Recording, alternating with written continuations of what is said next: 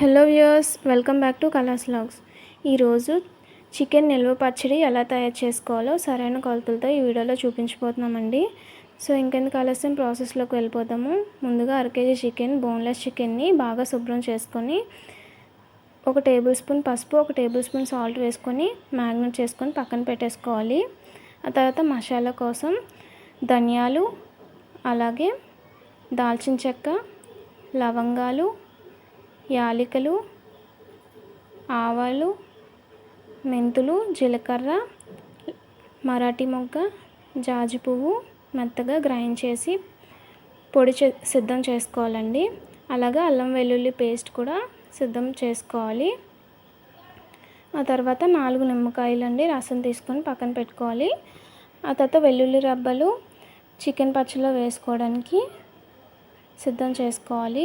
ఇప్పుడు stove on చేసుకొని pan పెట్టేసుకోవాలండి. ప్యాన్ కాస్త హీట్ అయిన తర్వాత ముందుగా మనం మ్యాగ్నేట్ చేసుకున్న చికెన్ని వేసుకోవాలి. ఈ చికెన్లో వాటర్ వచ్చేయాలండి. వాటర్ వచ్చి ఇంకిపోయేంత వరకు బాగా వేయించుకోవాలి. సో ఇప్పుడు మూత పెట్టేసుకుందాము.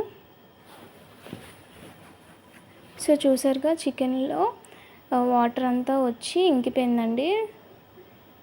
సో ఇప్పుడు స్టవ్ ఆఫ్ చేసుకొని ఈ చికెన్ని వేరే బౌల్లోకి షిఫ్ట్ చేసేసుకుందాము.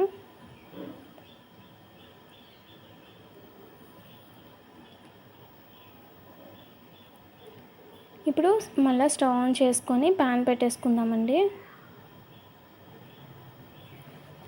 ప్యాన్ కాస్త హీట్ అయిన తర్వాత వేరుశనగ నూనె 200 ml తీసుకొని ప్యాన్లో వేసుకోవాలండి.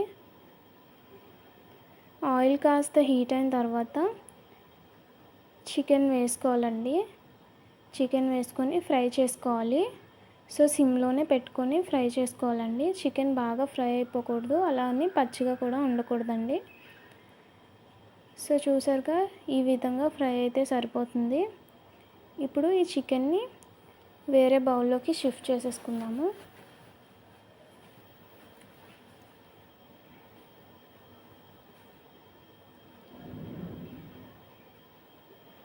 సో అదే ఆయిల్లో ఇప్పుడు ముందుగా మనం సిద్ధం చేసుకున్నాం కదా అల్లం వెల్లుల్లి పేస్ట్ని కూడా వేసుకొని పచ్చివాసన పోయేంత వరకు ఫ్రై చేసుకోవాలండి.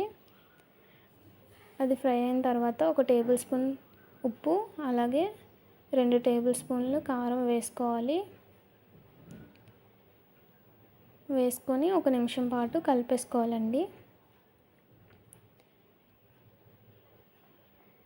ఆ తర్వాత మనం ముందుగా మసాలా పొడిని సిద్ధం చేసుకున్నాం కదా, 1 టేబుల్ స్పూన్ వేసుకొని అది కూడా ఒకసారి బాగా కలిపేసుకోవాలి. నెక్స్ట్ మనం ఫ్రై చేసి పెట్టుకున్నాం కదా చికెన్ పీసెస్ని కూడా యాడ్ చేసుకొని బాగా కలిపేసుకోవాలండి. ఇప్పుడు స్టవ్ ఆఫ్ చేసుకొని మనం ఈ చికెన్ పచ్చడిని దించేసుకోవాలి. ఇప్పుడు మనం ముందుగా సిద్ధం చేసుకున్నాం కదా తొక్కలు తీసి వెల్లుల్లి రెబ్బలను కూడా ఈ చికెన్ పచ్చడిలో యాడ్ చేసేసుకోవాలి. సో ఈ వెల్లుల్లి రెబ్బలు చికెన్ పచ్చడి బాగా ఊరిన తర్వాత తింటే ఎంతో టేస్టీగా ఉంటాయండి. సో ఇప్పుడు వీటిని బాగా చికెన్ పచ్చడిలో మిక్స్ అయ్యేంత వరకు బాగా కలిపేసుకుందాము. చికెన్ పచ్చడి బాగా చల్లారిన తర్వాత ఇప్పుడు నిమ్మరసం యాడ్ చేసుకోవాలండి.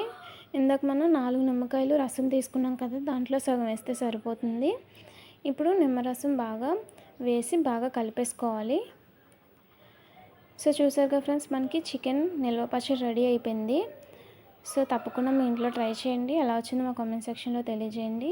ఇప్పుడు చికెన్ పచ్చడిని బాగా కలిపేసుకున్న తర్వాత స్టోర్ చేసుకోవడానికి ఏదైనా కంటైనర్లోకి తీసుకొని ఒక 3 days పాటు ఊరనివ్వాలండి. 3 days తర్వాత మనకి చూస్తే మనకి చికెన్ పచ్చడి బాగా ఊరిపోతుందండి. సో చూసారుగా ఫ్రెండ్స్, మా వీడియో మీకు నచ్చినట్లయితే లైక్ చేయండి, షేర్ చేయండి.